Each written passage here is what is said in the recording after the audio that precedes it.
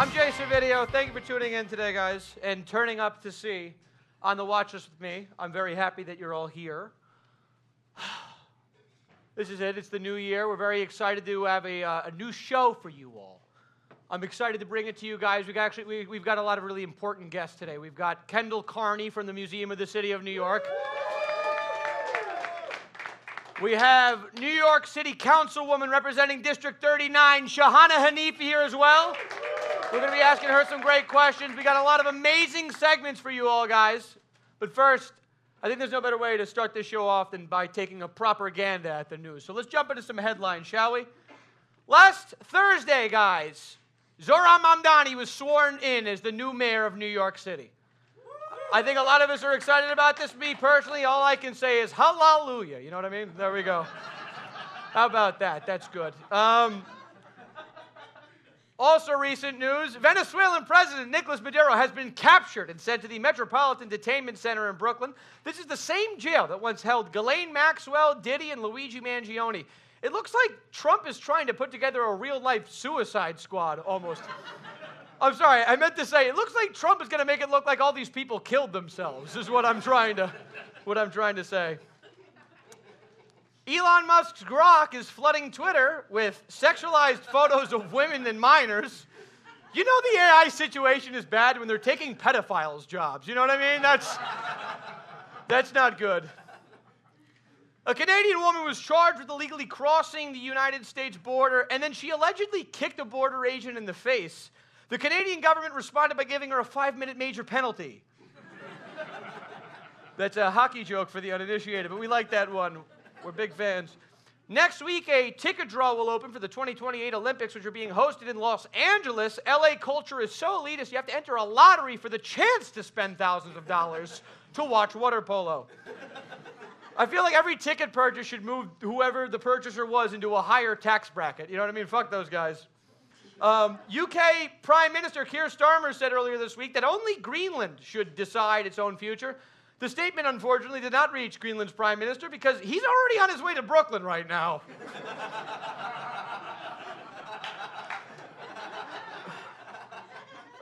Leo DiCaprio spent New Year's Eve partying with Jeff Bezos in St. Bart. He was supposed to be accepting an award for his work on One Battle After Another, where he played a left-wing revolutionary, but he was too busy snorting cocaine with a guy who's definitely paid people to kill left-wing revolutionaries. A man is in custody after an incident at Vice President J.D. Vance's Ohio home. When asked for a statement on the situation, a visibly bruised Vance said, "You should see the other guy." That's a couch fucking joke for those of you who don't know.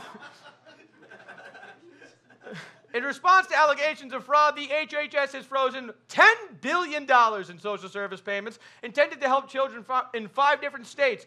When asked where the money would be rerouted to, Trump said, well, we got to keep the pedophile island lights on somehow. And finally, this week, a Paris court convicted 10 people of cyberbullying First Lady of France, Brigitte Macron, after she provided scientific evidence that she was not born a man. So let me get this straight. She shows her genitals in front of a criminal court. She wins her case. I do that in traffic court. I got to do 7 months of fucking community service. Fuck you, Judge Scaramucci.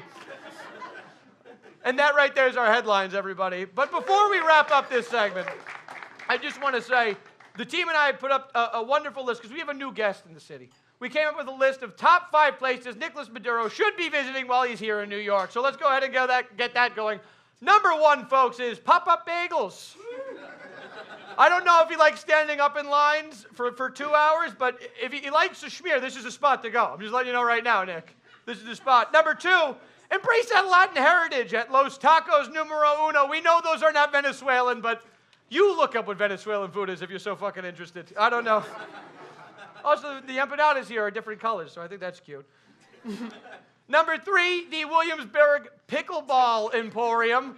The crackers love this one, Nick. Go ahead, give it a swing. Give that try. It's all the rage here in New York, so give that sport a try. Number 4, stop on by the New York City prison system, Nick. Ain't no party like a Diddy party, and until further notice, that's where they're taking place. I feel like that's the spot. You know what I mean? Last but not least, Nick, try and stop on by L Train Vintage if you get a second.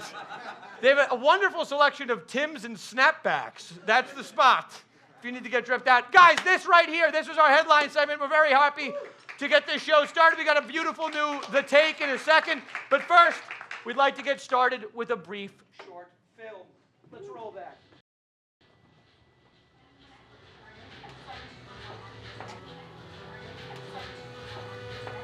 Oh, hey, Tone. There you go. What the hell are we doing here? Look from me. I can't get a table in this city to save my life, huh? So you bring us to the Olive Garden in Times Square? What about Dominic's North Ave? They do fresh toast all day. Got some influence a bunch of Stunas. They're jumping up and down there all day long. You can't do it. It's a line out the wazoo. I know. Emilio's does fresh toast till 5. Emilio's got rats in the kitchen. You know anything about rats? You know, rats used to be a badge of honor in this city. For a very long time, 1 million of them were worth a Michelin star in many people's eyes. Who the fuck is this poop? I guess it's the question we're all asking, right? We're trying to fill in the boxes of the cosmic New York Times crossword puzzle. I'm asking you specifically, asshole. I guess I'm just one more guy looking for the letters on the inside, you know? I think you should start looking for the exit. Pal. Oh. Oh, yes! Yes! Yes! Oh, yes! Yes! I'll have what she's having, but it's the fresh toast. Looks good. Would you shut the fuck up, you fat fuck? We're here to kill you. What do I do? Dude, I haven't seen your earnings over 3 months. Where's my money? Well, the deli I used to protect got turned into a just salad, and the owners let me bang with that, so there's no one to exploit. Well, speaking of exploit, my stepdaughter just got here. It was nice to meet you all. Enjoy the rest of your meal. Was that Woody Allen? This episode, folks, is about New York! The city we are all in right now. It's very special. We're happy that we're doing the New York episode here of On the Watchlist, guys. It's so special, in fact, that we actually have our first ever On the Watchlist band. But only the drummer showed up. Ladies and gentlemen, let's hear it. Let's hear it for Kate Rogers, everybody. She's going to be adding some color to this take. New York City, folks, despite its name, is actually quite old. Thank you. The city we're broadcasting from live was originally established in 1624 as the Dutch colony of New Amsterdam, until, of course, they received a cease and desist from the New Amsterdam Vodka Company, so they changed the name, and the rest is history. Since they got rid of the Dutch, the city has become the global hub for culture, art, finance, and walking really fast. Historians believe that New Yorkers developed their breakneck pace the moment they took off those big dumb wood shoes. Nothing? Okay. In olden days, it was hard to get to Manhattan. You used to have to pay a whale to swim you across the Hudson. If a whale wasn't available, you could always ask your mom, but you'd ask her to drop you off in Westchester because it'd be embarrassing if your friends knew she swam you here on her back. New York is called the greatest city on earth by many, and while that's a bold claim, there's certainly enough evidence for you to make a case. New York has been home to some of the most important moments in history, folks. The seeds of... What? The seeds of the American Revolution were planted here. It was the nation's first capital, and in 1980, they killed the worst beetle outside of some dump way out town. The art movement started here have changed the world as well. The jazz played at the Cotton Club became the standards of the genre. The art of Andy Warhol still looks great on a dorm room wall. And the beatnik writers, the White Horse Tavern, walked so that way performative males could run. Although, not very well, because they flail their arms. You could tell they've never played a sport in their life. Damn it, I fucked that joke up. I'm so happy. I love that joke. We fucked that one up. For much of the last 250 years, the city of New York has essentially functioned as the center of the universe, and yet as large as it is on the global stage, it's often felt small to those who call it home. And that's possibly because New York has some of the fastest and most accessible public transit available. A lot of people say that the subway renovations are like putting makeup on a pig, but when the pig can get you from the new casinos in Queens all the way to the Vessel in Hudson Yards in under 45 minutes, you probably don't mind if the pig is ugly. In fact, everyone here rides the rail, from socialites to social workers to Fran Lebowitz, guys. Our city is the only city in the world where people of all classes travel shoulder to shoulder every single day. Over 8 million people live here, yet it always feels like you could bump into someone you know at any moment. A few years ago, I bumped into Bill Gates, Woody Allen, and former Prime Minister of Israel, Ehud Barak, all on the same day. And that was just at Jeffrey Epstein's apartment. Although, I should specify, I was not invited to Jeffrey Epstein's apartment. I was picking up my nephew.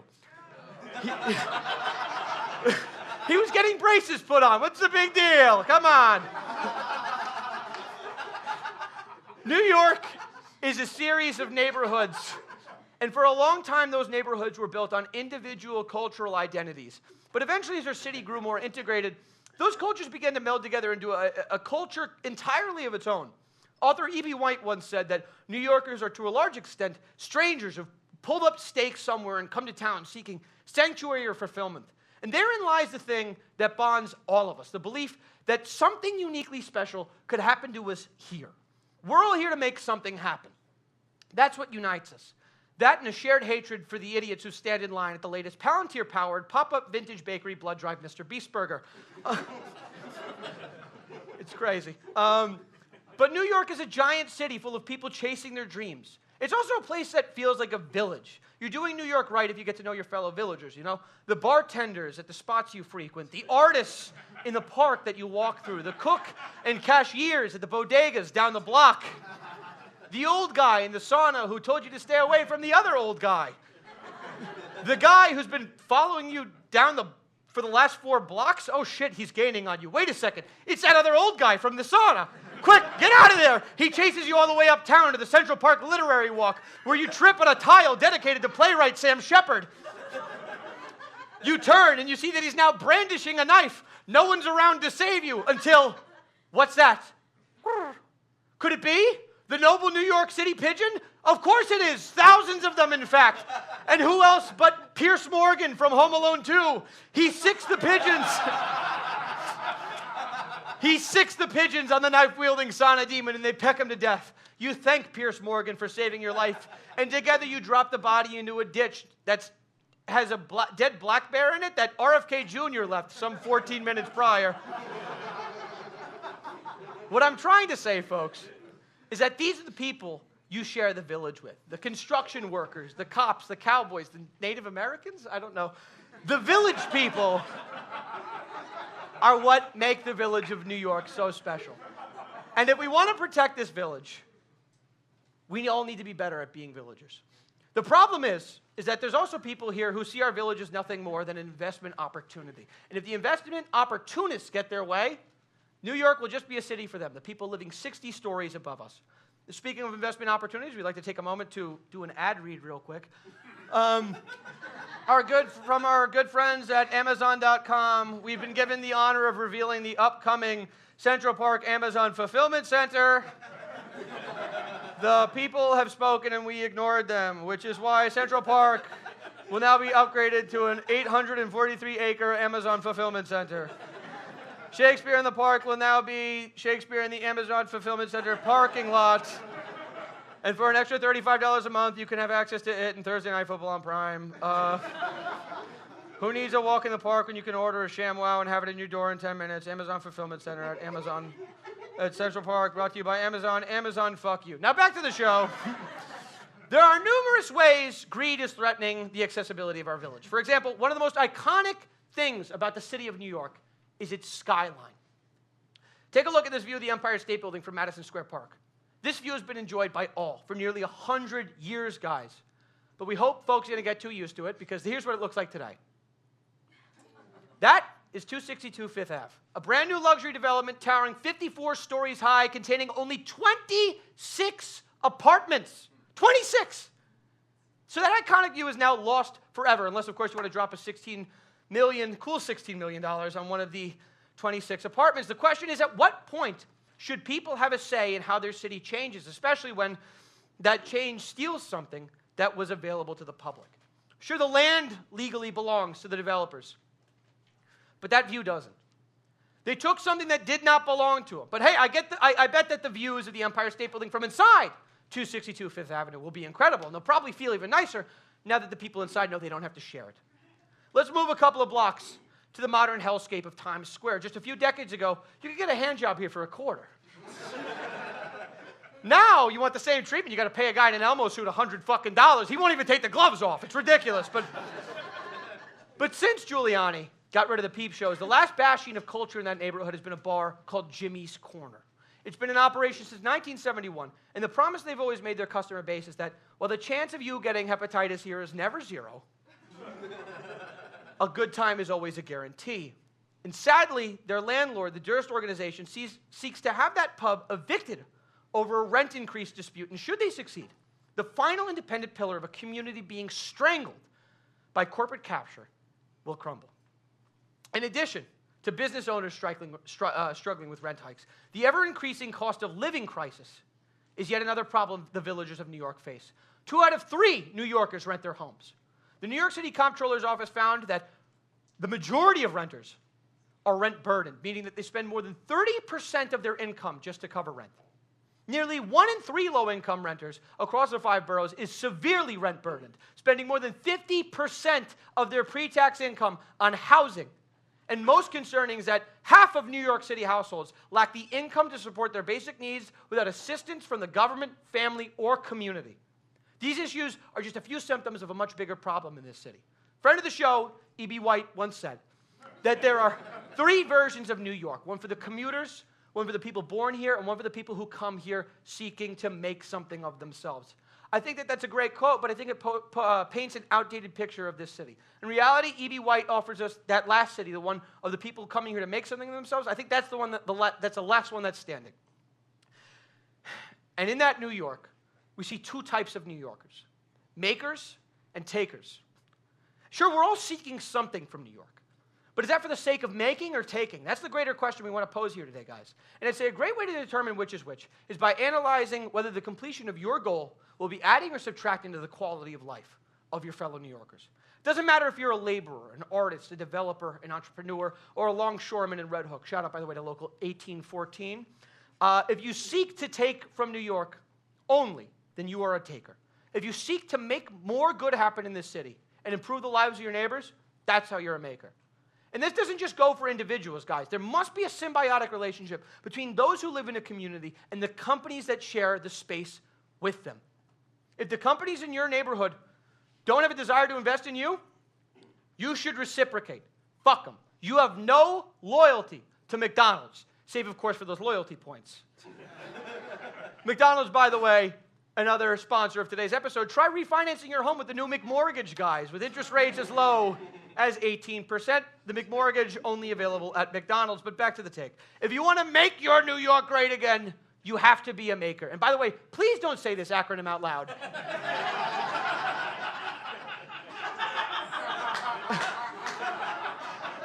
Instead, try to live by it. How so? Start by remembering how important it is where you both spend your money and your time. You don't have to move a mountain to make a difference financially, guys. Where you get your morning cup of coffee could be the most impactful thing you do every single day. Paying for convenience will inconvenience you in the long run. Amazon and Shein may be able to get you a package tomorrow, but they'll put your neighbors out of business today if you continue to give them the power to do so. So shop locally. Give your dollars to the local grocers, the local bodegas, restaurants, and florists. There's a farmer's market in almost every neighborhood in this city, almost every weekend. Grab those apples and oranges there if you can, and stop, for the love of God, Uber Eatsing from the Palantir-powered pop-up vintage bakery blood-drive Mr. Beast Burger. But by the way, I hear that the Palantir-powered pop-up vintage bakery blood-drive and Mr. Beast Burger is partnering with Mark Wahlberg of Wahlburgers and the Hamburglar of Hamburgling fame to make the Mark of the Beast Burger. But the same goes for art and entertainment. See shows at independent venues like this one. You guys are supporting this village just by coming here and giving us your money. Just see how easy that is? Isn't that great? When you can, support local bookshops as well. Next time you find yourself in Barnes & Noble, ask yourself, why am I here? No, seriously, how did I get here? I can't remember anything since I tripped over that Sam Shepard tile in Central Park. But when you can, visit your local museums as well. They need your support to remain open, guys. Also, they rock in this city. New York is the only city in the world where you can see a museum that's dedicated to both bones and boners in the same day. It's pretty crazy. There's also a chance you see Anthony Weiner jerking off in either of them. So talk about a night at the museum, am I right, folks? Whoa, there we go. But if you'd rather share your time than your treasure, you can do that too. If there's a cause you care about, there's probably an organization dedicated to it right here in the city. And if not, go start one. Getting people together in the spirit of doing good is not only a great way to make a difference, but also a great way to make friends. Our village will only get stronger with every bond it makes, whether it's by volunteering at a homeless shelter, a community garden, or a fundraising swinger party hosted by friend of the show, Anthony Weiner. There's nothing like being poly for equality, folks. I'm just going to say it. But we're not just extending this call to action to you guys. We're extending it as well to the people who have too much time and too much money as well. You happen to have the ability to make the most good happen in the shortest amount of time. The rich do. Help protect the pieces of our village that make it so special. Be the next Rockefeller. Be the next Astor, the next Carnegie. Build a legacy, not a high-rise. Invest in your community. Make the good you're capable of making. Or else we'll eat you when the time comes. And that, everybody, is a take. Thank you so much, folks. We've got a lot more show. We're very excited, guys, to have our first thing first, I want to say thank you again to Kate Rogers, who probably should have drummed a lot more, if we're being honest. But that's fine. That's fine. That's absolutely fine. The thing I'd like to do next, everybody, is invite a very special person up on stage. She is a Brooklyn native. She is an activist, and she is the councilwoman representing the 39th district of the city of New York. And she has given her time to come speak with us here today. Ladies and gentlemen, let's hear it for Councilwoman Shahana Hanif, if we can. Councilwoman, thank you so much. It's a pleasure. Hi, microphone's right over there. We can get you set up with that. Take a seat. One more time, folks. Let's keep it going for her. She just helped get our mayor elected. She, if I'm not mistaken, just won a re-election yourself. I did. Congratulations! It wasn't just a win. It was by 70%. Woo! It was a mandate. Woo! Yeah. So congratulations, is what I'm trying to say. Thank you. We got a lot of questions for you. You've been so generous with your time. But something that you're doing that I don't know if a lot of folks know about is you're writing legislature, because there's a lot of grocery stores in the city that are collecting biometric data of its shoppers and selling that to God knows who. Do you want to get into that a little bit? Because I believe that's a part of the same piece of legislature, is it? No, it's a different. Piece. It's a different piece of legislation. Oh, my apologies. It is in the same vein, though, of data collection. Who here knows who their council member is? Who canvassed for Zohran Mamdani? Okay. Oh, this is a different room. No. No hate or judgment. I just needed to know. But okay, and the third question, who here has shopped at Wegmans? Okay, so we learned that Wegmans has biometric technology and storing data, everything from our iris to nose to face to how we're talking, how we're moving across aisles. And New York City Council had passed legislation years ago that said that any public-facing business needs to post if they are using this kind of technology. Mm-hmm. Now, I introduced legislation when I just got in because this kind of technology is being used is not new. Some of James Dolan's opponents, Madison Square Garden, came to watch a show with their kid, and because they were affiliated with the firm litigating against Dolan and Madison Square Garden, he prevented them from coming in, and that was a result of the biometric technology. Now, my legislation would ban the use of biometric technology. I mean, we really have to think about what do we need it for? There's a case that you all should look up. Rite Aid is now banned from using biometric tools for 5 years.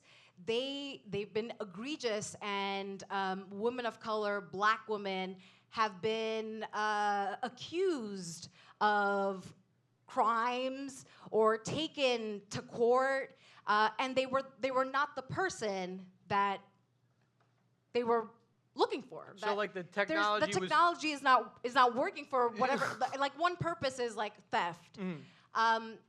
But if that's happening, clearly this technology is not. It's not reliable. No. We're gonna see in stores. It already happens online, where how a customer behaves will determine whether a price they can kick up the price. The dynamic pricing. The dynamic pricing, yes. So right now, we do not know how this data is being used, where it's going, who's buying it, how they're using it. There's no regulation. And I do believe that despite us all knowing somebody's watching us and that our data is all out there, that we should know if a business is collecting data and what they're doing with the data. It's just 100%. simple, like, tell us what you're doing. And if you can't tell us what you're doing, why are you doing it?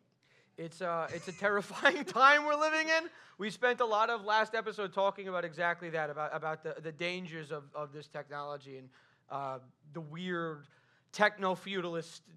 I believe that's a Yanis Varoufakis quote, but he coined the term. It's a weird state that we're entering right now. It's almost like everybody's on a watch list right now. It's insane. That's the name of the show if you don't know. But it's it's great.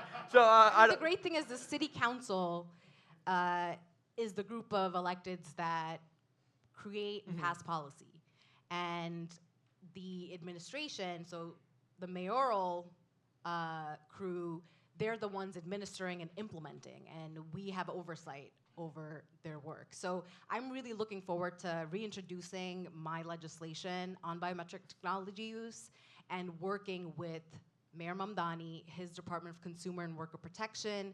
Samuel Levine, who's the new commissioner, was with the Federal Trade Commission, working with Lena Khan. We've got some strong folks who are filling these roles in the mayor's office, which excites me to get this to the finish line. I'm very happy that you've got two pieces of Now, I thought it was Oh, one. there's a ton more. Oh, well, then There's a- send it on up. Let's get more of it. The job is pretty dynamic. Councilwoman, you have an incredibly impressive resume. You're killing it. Like I'm telling you right now, you're killing it. But in addition, I wish I had. I mean, there's so much I want to talk about. I had 1,000 other questions, like the 39 victories that you put out at the end of the year. I wish we had more time. Sadly, we are running out of it. I just want to know. You are. This is, I guess, the last one that I'll ask you is this: you're a woman who battles lupus. You've battled lupus your entire life. You got May recognized as Lupus Awareness Month in this city. It's a pretty big win. Yes. I also suffer from a chronic condition. I'm Italian. I don't know if you've heard this before. And Italian American History Month is October. We don't really have a great rep that month. It's Columbus Day is the 10th. Any Italian Americans that you think you could change that day we celebrate to? Is there anybody less problematic you could think of? Maybe Cuomo? I don't know. Anybody? Listen, I like that you all have a month. I don't. The day is fine. Italian Heritage Month. I'm fine with the day. Can we get a different person? I work with the Italian people. Well, thank you very much. You know, like, you've got an ally in the council. Well, I appreciate it. You have an ally in the Italian community. I gotta let you know. E magadice. No. But I mean, if we could get that day switched, if you think of anybody to rename the day after, I don't know, if somebody less problematic, me. But you also tune in on Indigenous Peoples Day 100%. to the council meeting where you will see people, electeds, defending Columbus. Really? Yes. There's a big, beautiful. It's insane. To quote our president, big, beautiful Garibaldi statue in Washington Square Park. Garibaldi, by the way, don't know if you guys know this, Italian-American immigrant, lived right in Staten Island.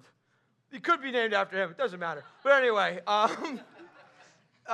before we let you go, Councilwoman, I got to ask, you had 39 big victories last year. That was just the tip of the iceberg. I know that there were more than that. Is there one big goal that you want to share with us? One big goal that you're shooting for 2016. It might not have to be your favorite one, but there's one that's on the list that you've been looking at for a minute. 2016, did I say that? Nice. Woo! 2026 is what I meant to say. I was like, we're going back in time. It's a blast from the past is what we're doing. No, it's 2026. So there's a lot of work to do. Of Everybody course. knows this. Absolutely.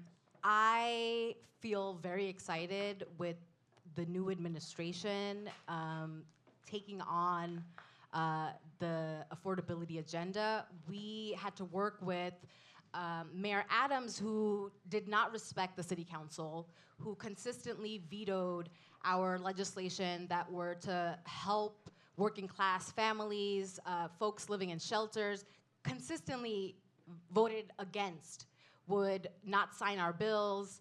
And he was corrupt. He Really? stopped, No. he stopped big projects like the McGinnis Boulevard bike lane, which is now getting created finally, or it's started up again.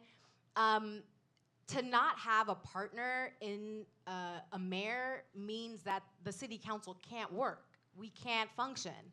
And the dysfunction in our city, like, is not because of people, it's government. It's government not functioning, inefficiency, and then the politics. It's political constant chess. Our speaker and our mayor, they never got along with each other. But we decide on the city's budget. It's billions of dollars. We decide where housing can get built. These are big decisions that these people are making. So Mayor Mamdani presents an agenda that the Progressive Caucus, which I co-chair in the council, has been already fighting for. That's universal childcare. That's ensuring that we're building real, deep, affordable housing. I wanna leave the council knowing that I got a lot of housing built in some of the richest neighborhoods in New York City. I'm just excited to do everything. Well, we're I'm just excited. excited to do everything. You can follow me at Shahana from BK. We're excited to see it all, Councilwoman, truly. I mean that a lot. And I want to thank you for your time. I want to thank you for such an excellent discussion. Thank you so much for giving our silly little show a platform. And Thank you all. folks, one more time, Councilwoman Shahana Hanif. Thank you very much. Pleasure. Thank you so much. What an excellent conversation that was. I'm really happy that the Councilwoman was able to give us some of her time. Guys, we have another really big thing that I want to share with you. Now, we're going from one big thing to another. On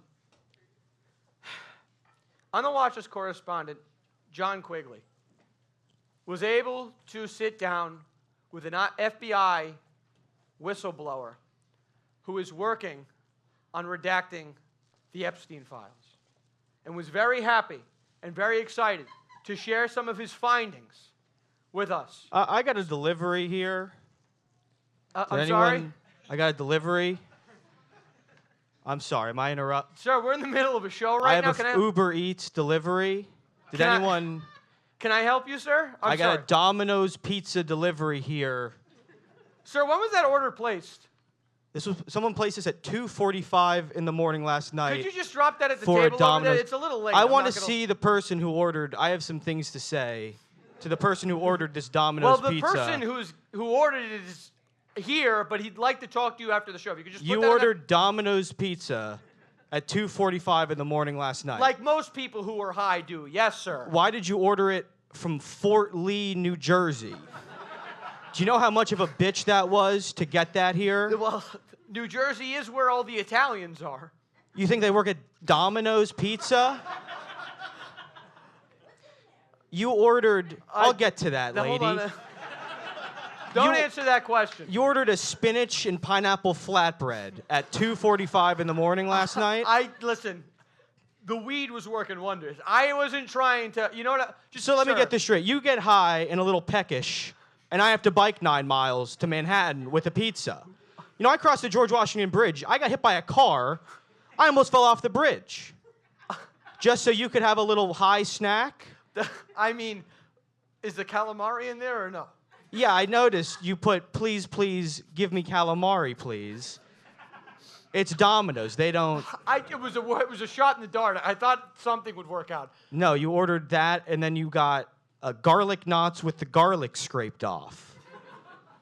I like a hint of garlic. I did no G-lick this year. I'm trying to stay off. I have a thing. What were you thinking? Do you have no regard for the people who work every day to bring you your food? I really honestly thought someone with a car was going to be bringing it. No, I was hit by the guy in the car. I almost ended up over the bridge. I was dangling off the George Washington Bridge at 3 in the morning for an hour and a half. I'm really sorry about The police that, sir. had to come, multiple squad cars. You know how much they charge you to rescue you from the George Washington Bridge? They charge you? $100,000. Oh my God. I had to spend the night in the hospital. It was horrific. I'm so sorry, sir. You know how much I owe Mount Sinai? Oh my God, how much? For the you- night in the hospital? How much? $200,000. I. Do you have anything to say for yourself? Yeah. Did the flatbread at least make it? No, the flatbread's in the Hudson River. I got the garlic knots with the garlic scraped That's fine. off. Could you just leave them over there? You want me to leave it over there? That'd be great. I'm really sorry about this. It was not my intention for a person to be knocked off the Hudson. Look, I heard that the one in Fort Lee sometimes does calamari. I might have made that up. I don't know. I'm sorry. It's really messed up that you did that. Are your arms okay? You were dangling for a bit. They gave me some pills at the hospital, so I'm feeling actually really good. If good. you don't like those, you could sell those to high schoolers in PS 78, and they'll probably buy that. You're a bad guy. I don't know you. I'm trying to do a comedy show here. I'm sorry. This is sir. a comedy show? This is a comedy show. Ugh. Well, I guess I'll leave this here. Is there anything I can do for your trouble other than the hospital? You're gonna tip, I assume. Of course, I'll do it on my phone when I'm done with the show. 100%, I think I deserve for the whole George Washington Bridge incident. That's negotiable. But if that's what makes you leave sooner, then absolutely. This is like a comedy thing? What is it, like a talk show thing? A little bit. Like a Jon Stewart, John Oliver kind of fusion thing? Is that what's going on? Kind of hit it on the head, actually, now that you bring it up. I think a lot of people have been doing that these days, kind of hack. Why don't you drop the food over there, pal, and take a fucking All right, hike, I'll okay? drop it off. Thank you very much, Thank you, I guess. sir. Interrupting my show. I'm Jay Servedio, goddammit. All right, so that used to mean something in this town. No, an episode ago. All right, where was I? Epstein Files. Yes, Jonathan Quigley, on the Watchlist correspondent, will be bringing us. They got Quigley. They what? They got Quigley. They got Quigley? All right, we have a video. Let's play the video instead then. I'm sorry, everybody. That's my bad. Let's play the video. God damn it. Comedians Corey, Danny, Hartman, and Davon went out to do the impossible. Go to all 5 boroughs and have a beer in each one. The day started at the Spring Lounge. It was loud and crowded. But this isn't our official first drink. This is us pre-gaming. Manhattan starts with... Guys, we're here at the James Brown House, also known as the Ear Inn. James Brown was the African aide to George Washington. He's also depicted in the painting of them crossing the Delaware River on Christmas Eve. The Hudson River shore used to be right here in 1766. Everything from here to the river now is all landfill. Danny, shut the fuck up. I'm freezing my nuts off out here. Can we go get a drink? This place had a subtle sophistication to it. With crayons!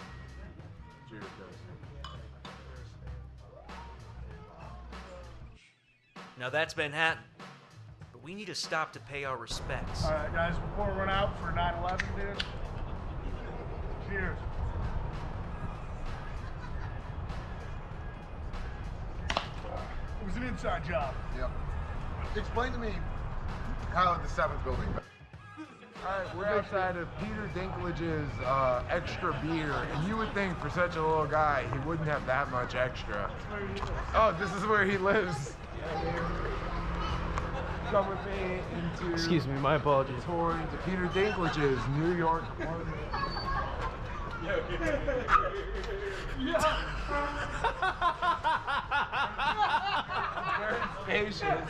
But it didn't work out. So, we went to the tap room. The bar was nice, but the bartender was whack. So we ate, regrouped, and went to... We're in Brooklyn. This is the happiest this place is going to be because people have paperwork. Their wife is trying to take their kids away from them. They're trying to battle out custody. Trying to win the Kentucky Derby. Shut up, we're drinking. The bar was cool, with a bunch of single women. Wait, you want to take a drink? Straight Yeah, just take a drink. Which we obviously are, but we were on a mission. So we admired the local art, drank our beer, and bounced. In Queens, That is we went to whiskey? Donovan's Yeah, that's Pub whiskey. for a nice meal and to reminisce. I felt like I 9/11 is forever. And then we went to the Beer Keeper for shots.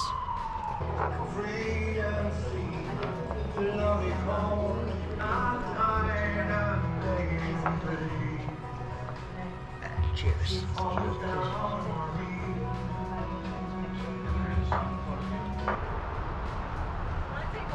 Hartman found a souvenir. Next step was the Bronx. Welcome me to the Bronx. At the Punch Bowl, a great history of New York. Place has been around. Yep. Home delivery today. Because my mom got it, came back, everyone was Started out as a German beer hole. Had a beer garden in the back. And then during Prohibition, it was an ice cream bar. Serving ice cream. And then they would also do buckets of beer so that you can like tie it off, pull it up into your pocket. wants to hang out. So like you just go out the back and like on the low, you're like, yeah, I'll take a bucket of beer or whatever. You know? And then they Yeah, you tie a rope and you pull it up to your apartment real quick so you're not carrying it up the walk upstairs. And at this point, the boys were sloshed. The bar was too loud and the footage was lost. Now, Staten Island. Now on this, the boys said, ew, why go to New Jersey? I'm glad we didn't black out, because we'd forget. Yeah, I'm liberal with butter. I'm writing that one down, guys. That was a good one. Folks, let's hear it for On the Watchlist correspondents, Danny Hallinan, Davon Verma, Justin Hartman, and Corey Cooley. And I believe we've only got a few more things left, guys. What's next, I believe, is a quiz show about the history of the city of New York. Does anybody want to volunteer? I think we're going to need one audience volunteer. Hey. Are you guys ready for the most spectacular, fantastic, and awesome show in New York? Yeah! Ladies and gentlemen, Davon Verma. Oh, my God, there he is. What's up? Well, the show is about to begin, but first I need a volunteer. Is anyone here looking for love or to cheat on their spouse? I'm sorry, I thought this was a quiz show, Davon. Oh, no. No, it's not. Does anybody, are we doing a quiz show or is this? Oh, you'll see. Okay. So Anybody? Anybody at all? I think I saw a hand right there. Yeah, yo, come on up. Yeah. But first, for legal reasons, I need you to sign this. I have a pen. Oh, here, I got a marker. Oh, you got a marker? Here, use Yeah, a I got pen. it. Oh, It looks here. a little bit more official. Here we go. Yeah, don't read, just sign, because what we do here isn't read. We matchmake. Yes, that's right. Our lovely contestant is here for the newest installment of New York's greatest date show. So, it's the It's the 7th? 7th. It's the 7th. But this is tonight's installment of New York's greatest date show. So you want to date a New Yorker? Oh, I thought this was gonna be a quiz show. All right, this is a lovely little surprise. This is nice. Yeah. Just sign right there, John. Little Hancock. folks looking for love on the watch list. We're big fans of that. Yeah, so we're tossing away all the apps that show you the worst that New York's got. And we're going to set you up with real New Yorkers. Cool. Great. Great. So now my above average height contestant, can you please introduce yourself? Hi, my name's Philip. Hi, Philip. Let's hear it for Philip, everybody. Philip! Yeah. All right, Philip, and can you tell us a little bit about yourself?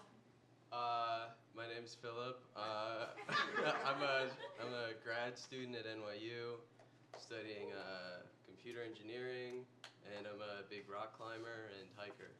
Woo! That's awesome. Very nice. I And, like that.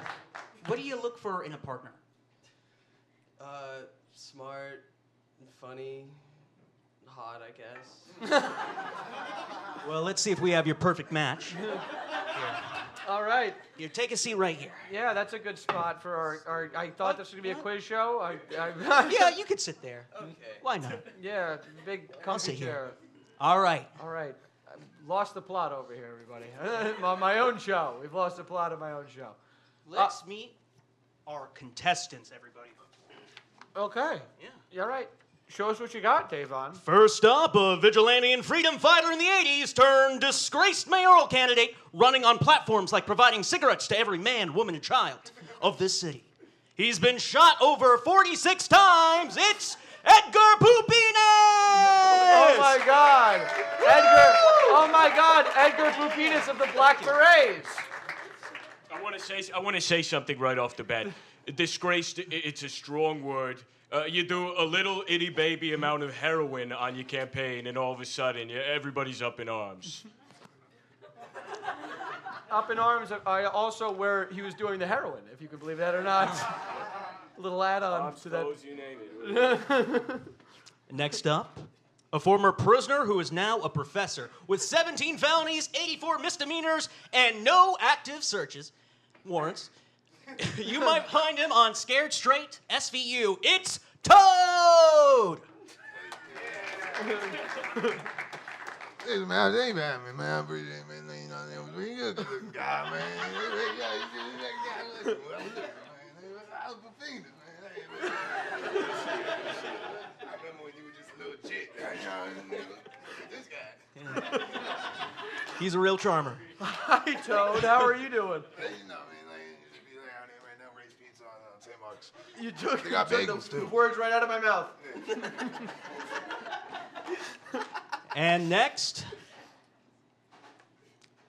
it's the Rat King himself! The self-appointed king of all rodents in New York City and beyond. Wow. Oh, we got royalty! Your Majesty, it's good to see you again. I am technically in a polycule with Gypsy Rose Blanchard and a garbage man from Staten Island named Glenn Stefani, but we are open to a third. That's good stuff. All right. And I did find this out right before we went on. The former Venezuelan president, Nicolas Maduro! Oh my God, this is a crazy get. Oh my God! Ladies and gentlemen, it's former President of Venezuela, Nicolas Maduro! And his bodyguard, Heidi. Hi, Heidi, it's good to see you again. All right. All right, gang. So how it's going to work is we're going to ask questions to our lovely guests here, and our bachelor is going to decide who charmed him the most. All right. And a point will be given. Are you ready? Yeah. Anything to say? I'm ready. I'm ready.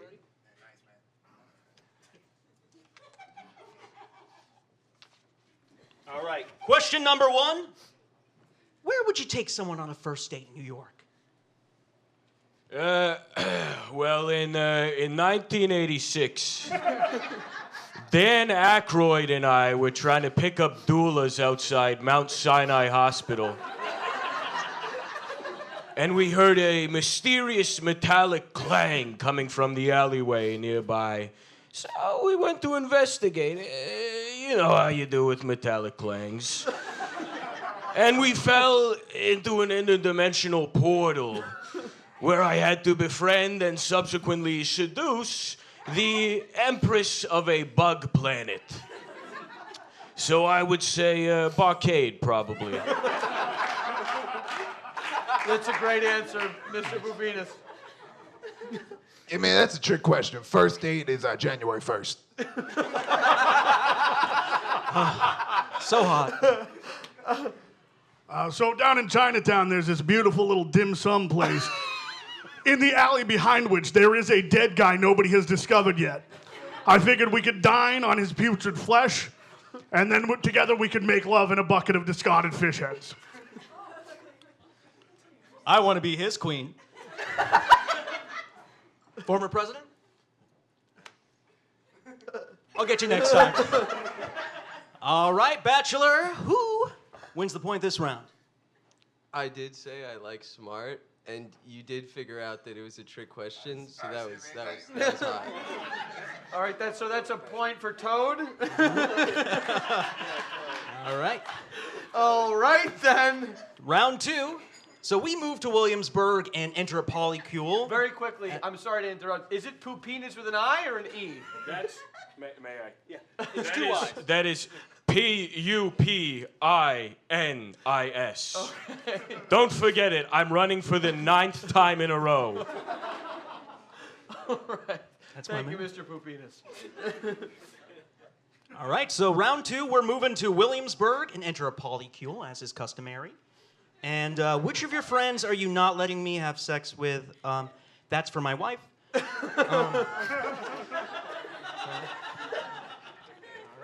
All right.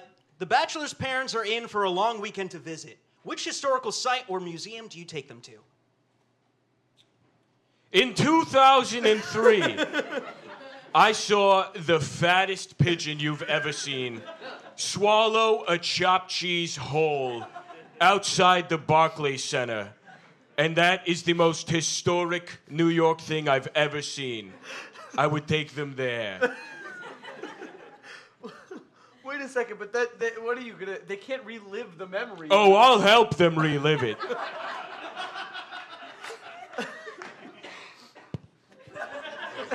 Hey man, like, your parents together or separated?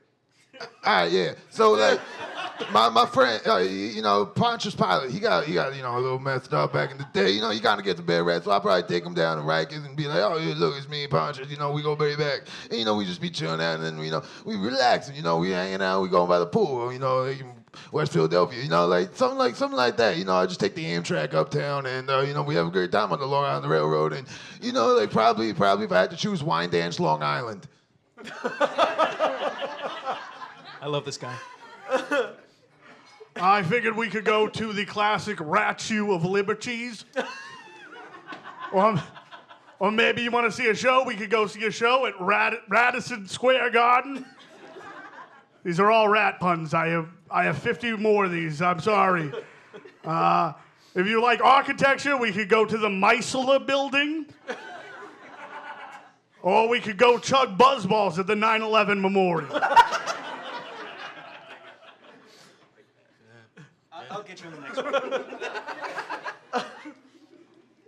I'm excited to hear what Maduro has to say if we're ever going to let him get to it, but... Who wins this round? Where did you say in Long Island? Wine Dance. I like the sound of Wine Dance, but right now I feel like I could really use a buzzball outside of the 9/11 Memorial. So I'll go with the... So that's for Rat King. Yeah, that's for the Rat King. Okay, I'm keeping score for those of you who are curious what the pen is moving for. Thank you, Jay. Of course, Tavon. Yeah, we're finding love here. Okay. Yeah, we are. Okay, so you guys are celebrating your anniversary in Central Park. What random thing do you guys get in a fight about? Actually, I'll go this way.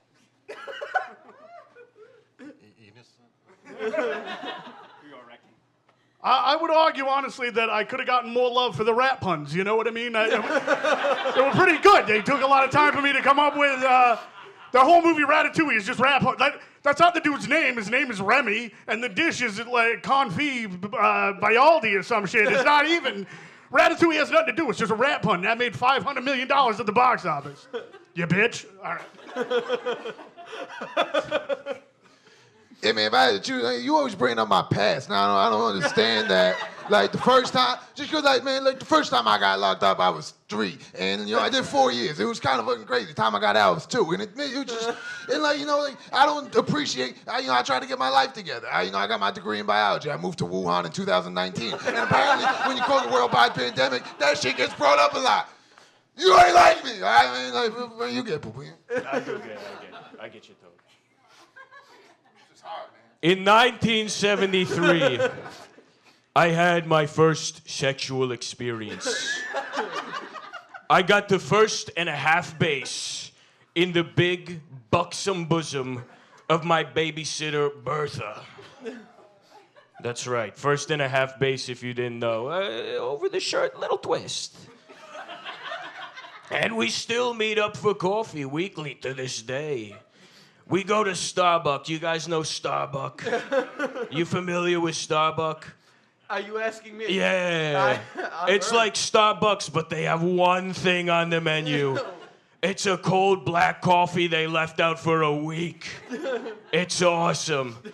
We still meet up, Bertha and I, and it's a good thing we do because in her ripe old age of 107, she still rocks my world. What was the question again? It was what do you get in an argument about randomly in Central Park? Oh, yeah. All right, my lovely bachelor. Who wins this round? I feel like what Toad said was very genuine, and I feel like I could see myself in that position, so I'm going to go with Toad there.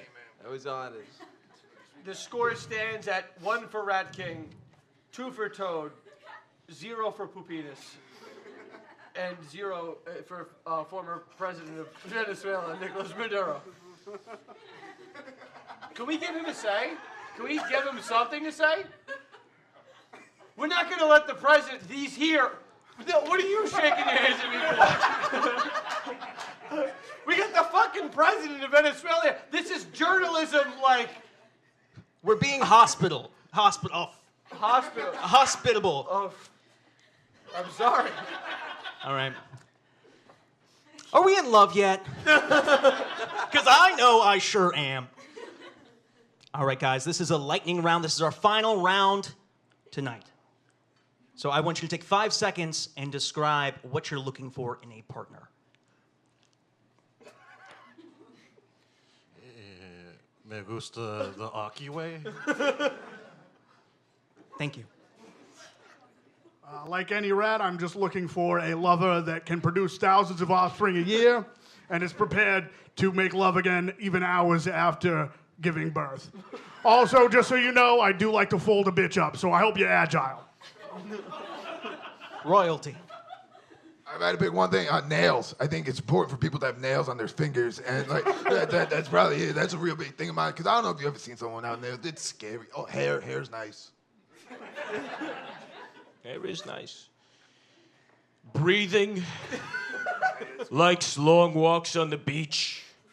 Has regular conversations with the Empire State Building. And does not shoot me 46 times. That's genuine. That's real. Now, this is it. Who are you going to give your point to? I mean, from all 4 of those descriptions, there's one that does describe me, where the rest don't. And as you can tell, I have hair and nails. It's gotta be Toad. I mean, it's gotta be Toad. Wow. Wow. That's beautiful. You know, love found itself right here. It did. Now, clearly. Our winner is Toad! Yeah, let's hear it for Toad! Let's hear it for Toad with a big 3! And we sweep Pupitas. Not a single point for Pupitas. I'm used to it. Get the fuck off of my stage. Wait. No, Toad, you stay here. Everybody else go. Oh, my God. No? Please stand up. Okay.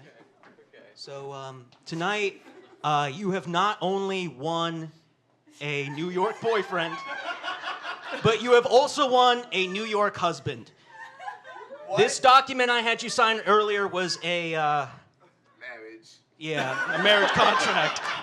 And our security guard is legally ordained, so... That is true. He really is. He really is. All right. Yeah, thank you. Fuck you guys. Go enjoy your honeymoon. Come on, baby girl. All right, let's hear Have a good night, everybody. Let's hear it for the twink. Let's hear it for Toad and the twink. That's got to be like a Princess and the Frog in the modern era.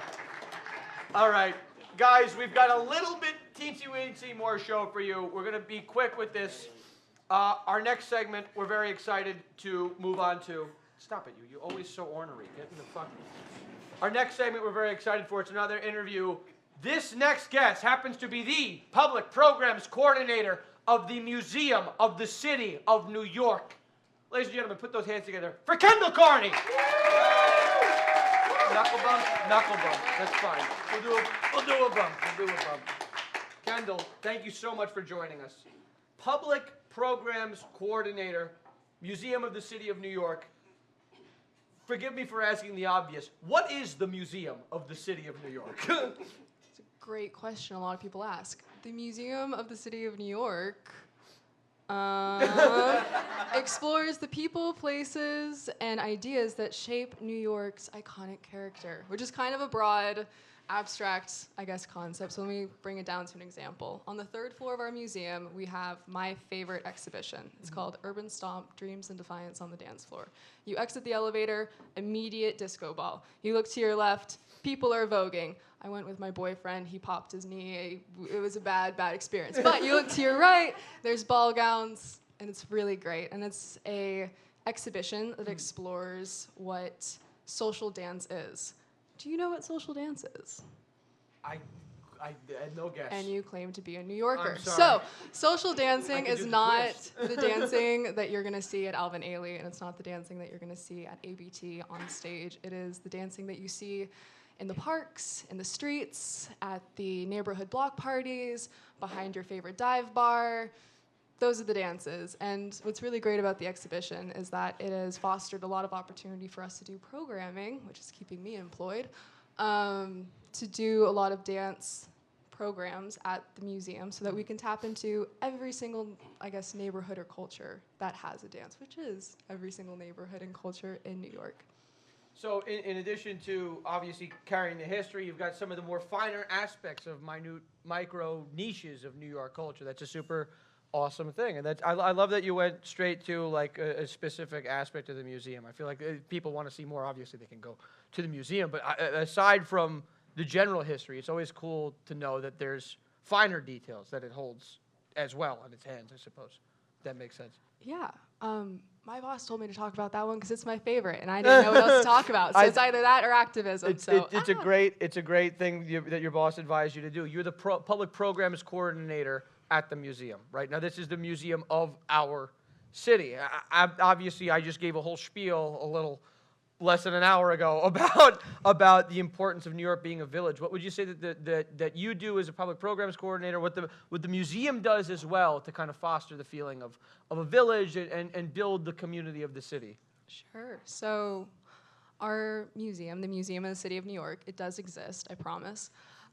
We don't want to create any barriers for anyone being able to come to our museum, so we are open 7 days a week, unlike some museums.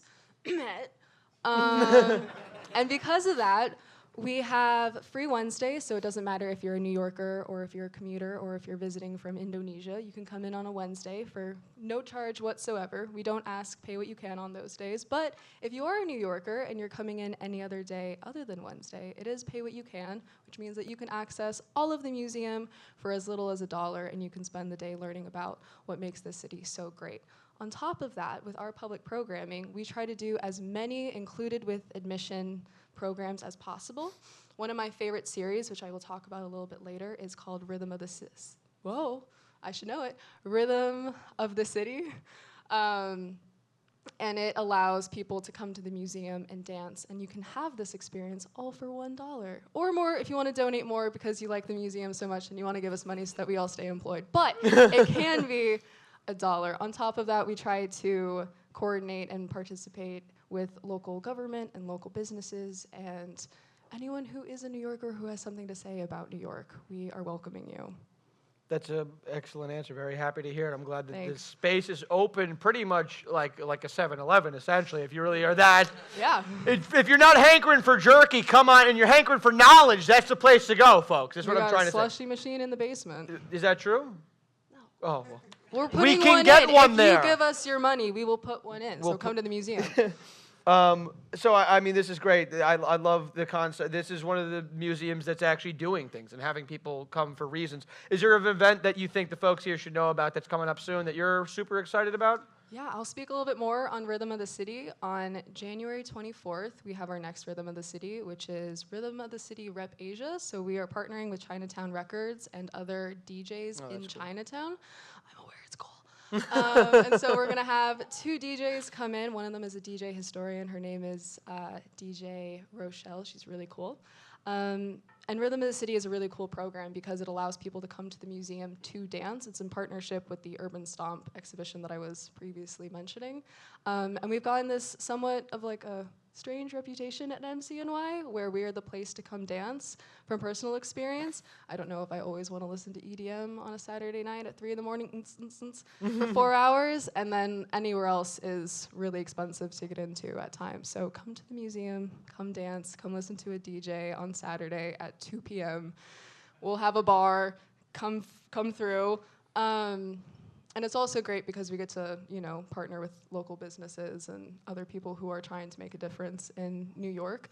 Before this one, we did Salsa Saturday, and we had some pretty big salsa names come in. We'd had a hip-hop one where we partnered with the Hip Hop Hall of Fame and The Missing Element and Alvin Ailey, and it was really, really fun, and everyone just likes to come here to dance. An exhibition, I guess, that's coming up is He Built This City, which is, there's a guy, because there's always a guy, named Joe Mackin, and he started in 2003, and he's been building for the last 20 plus years the entirety of New York City, but like this big, but like the entirety of New York City all the way from the top of the Bronx to the base of Queens. And I am really excited for it to come to the Museum of the City of New York because I want to see if I can find my apartment building and be like, oh, he actually missed that block. Or, I get to see, as you were mentioning, giving your money to local coffee shops or, local bars. I get to see the one that misspelled my name and used a C. Love them. And, the bars that I like and don't like. But I'm excited for that. It's coming in February, and it'll be up temporarily, so come see it while you can. That sounds like a really awesome thing to check out. How many times do you think he's been like, motherfucker, because something went out of business and became a vape shop, you know what I mean? He's just like, God damn, you know what I mean? He's just picking up the there goes that pieces, boutique, you know what I mean? Whatever, all the styrofoam. Yeah. But Kendall, you've given us a lot to look forward to. Final question I have for you: what can New Yorkers do to support the museum? I think the answer is obvious, but I'd like to hear it out of your mouth if that's okay. Thanks for not answering for me. Please show up. We are on 103rd Street and 5th Avenue. We're right by Mount Sinai, so I actually ran into the Uber delivery guy on my way to work this morning. He's still pissed. But we're up in East Harlem. It's a really great museum. You can get through the whole thing in about 2 hours or 3 hours if you really want to take your time.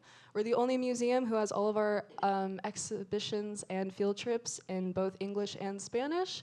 You should come either on a Wednesday for free or pay what you can if you're a New Yorker, and come any day because we're open every single day. Come to the programs. Say hi to me, please. And we have a bunch of programs coming up about everything. We have a film screening on Gowanus and all the really controversial construction that's been happening in there. We have book talks on, the gods of New York, and Rick Burns will be coming for that. We have housing talks that are happening, and then we have really fun party, dance, forget what's happening in your life and come dance at the museum type of events. So we kind of do it all. It's all on our website. I'm gonna do a little shout out. There's booklets back there. Take one. I'm looking at you. Take the literature. Take the literature, and if you have any questions, I will be here. Please contact me. Cool. Guys, that's Kendall Carney. Support the Museum of the City of New York. Thank you very much for coming up, my friend. One of my best friends from college doing amazing things supporting the City of New York. Folks, we've got one last segment for you all, and then I promise we'll let you right out that door. Coming right off, a very hot segment from the first episode we did with On the Watch List is junior correspondent Connor Middlestat, who's got another very special PowerPoint presentation for us all. Ladies and gentlemen, Connor Middlestat. Hello, how you doing? How are you doing, my friend? Well, I'm doing great, Jay. I'm sleeping on the couch right now. How about you? Oh, Connor, why are you sleeping on the couch? Well, I don't know how many people were there, but last episode we covered why AI is so bad. And as you know, Jay, my wife is AI. So when I uploaded that video to her motherboard, she was pretty offended. Right? In an act of good faith, she made you some cookies, and then you didn't accept them? No, I'm sorry, Connor. I couldn't accept those. I have a VPN ad blocker. Yeah, so now I'm in the metaphorical doghouse in that I am sleeping on the couch. Oh, I'm sorry to hear that, my friend. Yeah. Have you thought about dating a human? This is the lady for me, Jay, okay? Can we... Look, I love this woman, and while, she did what she did, I'm very happy with her. Can you read the next question? I'm sorry. For whatever reason, it's saying I need to request access. Oh, no, that's so bad. It's horrible. That couldn't be worse. Here's my phone. Ladies and gentlemen, this is so good. You just go right there. That's fine. That's fine. So the couch, what's going on, Connor? You guys are going to see when this drops the beauty of I can't wait to show this to people. What's going on, Connor? Yeah, well, I'm saying on the couch because I'm in the doghouse, which is what I said, Jay, and it's a matter of principle. I know she's not a real person, but I think it's appropriate to sleep on the couch because we're fighting right now. Well, I understand what you're saying. Maybe we could start again. How have you been since the last show, then? Maybe that's a better question for you. Other than the AI hate that you did, I'm doing pretty good. Last show went really well, and I feel like I killed it. And I mean, the reviews came in, and they were all coming up Connor. I've never seen that before, if I'm being honest. Is that Eric Pretty Adams? good. Yeah. Eric Adams. This is my new friend. He was here at the show last time. He absolutely loved the show. I didn't see him in the back. Oh, well, you see, that's the thing. He was out by the popcorn. See, Caveat truly is the Mayor Eric Adams of popcorn flavors here. That's a really great place. I didn't introduce you because I didn't want to embarrass myself. Okay, I Because, understand. let's be honest, Jay, you're really embarrassing. That's... But look, I want to go back to the food, I okay? took that in confidence and sent that to you asking for thoughts on my duck face. So let's not go ahead and show that to everybody. It's a rough picture. I know. Now, you wanted me to investigate the food of all the shady restaurants in the area, Jay. I did. I asked you to investigate what's going on. Well, here's the thing. These restaurants, they were pretty cool. I mean, I had a nice time. I don't know why you thought these places were so shady. Oh my Anytime God. I would ask him a question, they bring out a nice piece of food, a nice drink to pair with it. I mean, honestly, these places were great. I would go back, which I did. And then every time I went back, they just let me have food and drinks for free. They were wonderful. Well, did you ever think that maybe that's why they're shady, is because they're, allowing you to violate your own journalistic integrity? No, Jay, look, this was just a little bit of hospitality, okay? You would do the same, wouldn't you? No, I mean, not in the slightest. That's not who Jay is. I don't know. look, You look like you did a little bit more than what you're doing here, my friend. Look, I feel like you're going after my journalistic integrity. I talked to the chefs. I talked to the owners, okay? I looked around the whole restaurant. I made sure that I even checked the kitchen. These places are spotless. Oh my God, Connor, that looks like you're doing a bit more than having fine dinners with chefs. I don't know. This kind of looks like the corruption you're supposed to be covering. Jay, I feel like you're really attacking the wrong parts of this. I apologize. I don't know. This doesn't seem right, Connor. How about looking into the $30K that the policeman hired by your new friend last year kind of seemed to use? About those irregularities? The irregularities in that $30,000, yeah. The irregular thing about these cops, Jay, is that they're actually super cool. And they're really down to party. Well, I mean, look. If you could just have fun with them, if you are cool with the cops, they're cool to you. Connor, that's supposed to be the corruption you were covering right there. Instead, it seems like that was more of a hootenanny. Look, Jay, I feel like that you're really going after me. I'm no dunce, okay? Oh my God! Wait a second. Are those is that AI? My wife made those. You fucking son of a bitch. Oh my God! Oh my God! Do you at least have the casino reports from each borough that you're supposed to do? Oh. Negatory on that one, Chief. I do not. Oh my God. What happened to your reporting, Connor? Look, okay, these places, they were all, you said they were shady, but I thought they were great. I feel like a lot of them were misunderstood. And I don't know what you thought, but what I think is that this is what hospitality is. My new friend, Eric Adams, he told me about this amazing place with restaurants, the cool cops, and any casino you would want to go to. Oh my God. Where's that place, Connor? This place is called New Jersey, ladies and gentlemen. God. Oh my God, I love Connor, New Jersey. you're gonna leave New York because you want to go to New Jersey? Yeah, New Jersey's better than life itself. And in a David Letterman style top 10 list, I'm gonna tell you why New Jersey is so great. I wanted you to do a Connor Middlestat style reporting of what's going on in New York. What is this, Connor? Look, Jay, just humor me, please. Whatever, dude. Just show us what you got, I guess. Number one, do you like pit bulls? Because they got them. Is this like Yeah. Is this a thing in New Jersey? Pit bulls are a thing in New Jersey? Oh yeah, have you been in New Jersey? I was born in New Jersey. They got a lot. Well, then you missed the pit bulls. Clearly. Number 2, why New Jersey is so great. My bitch ex-wife isn't there. Number 3, they got classic family values. You decide what that means, Jay. I don't know what to make of any of this. Number 6, Mom Donnie is here, so I need to go there. Number 8, looks so great. Wait, hold on a second. You skipped number 7. Look, number 8, it looks so good to look at. It's much worse to be inside it. It's like a pretty lady in New York. You want to see it. You don't want to know what's going on inside. Wait, did you skip number 4 and 5 as well? Jay, number 9. It's quite nice, and it's quiet. And that's a real good point, guys. That's a real good point I made right there. You can't argue with that one. That's a good one. And number 9, the final point. Look, why would you go to final? You said you're giving me 10, Connor.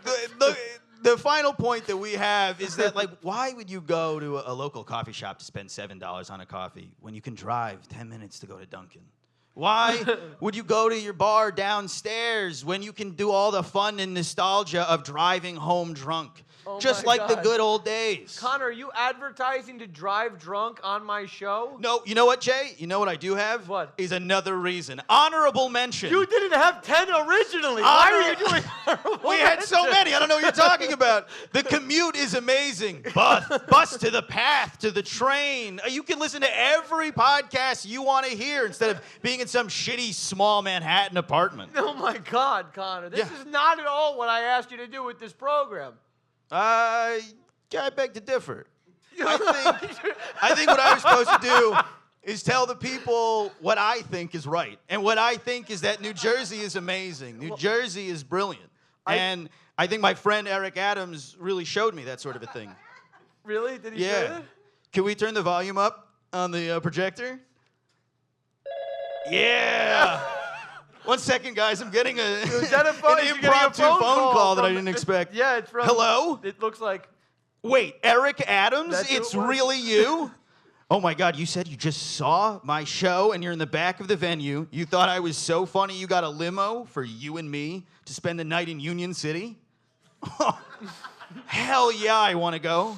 Yeah, give me 1 sec. I just got to ditch this doofus. Jay, goodbye forever. I'm going to go hang out with my people. You know, the real winners. Thank you. Have fun. Have fun in New Jersey, Connor. yeah. Do they Connor have pit bulls? Middlestead, I love everybody. pit bulls. Folks, that's our show tonight. That's another episode of On the Watch List. But before we close things out, as is customary, I'd like to end the show by challenging one person to Mortal Kombat right here on this stage. Every single fucking time. Last episode, Mitch McConnell, who I said I would kick the ass of, did not come here, which is his loss. I win automatically by default, so that's 1-0. I'm just letting you all know right now, that's 1-0. The next person I'd like to challenge would be the ghost of Robert Moses, but he's fighting Jake Paul next week, so I can't fight him. So instead, this is an open invitation. Andrew Cuomo, come on this show. I'll kick your fucking Italian ass. All right, then we'll really see who the best Italian in New York is. The answer, quite obviously, is Garibaldi. That's why they have a statue of him and not you, or you're fucking dead. Also, it's the Tappan Zee, motherfucker. This is On the Watch List. Thank you, guys. Get home safe. You rock. Thank you very much. That's our show.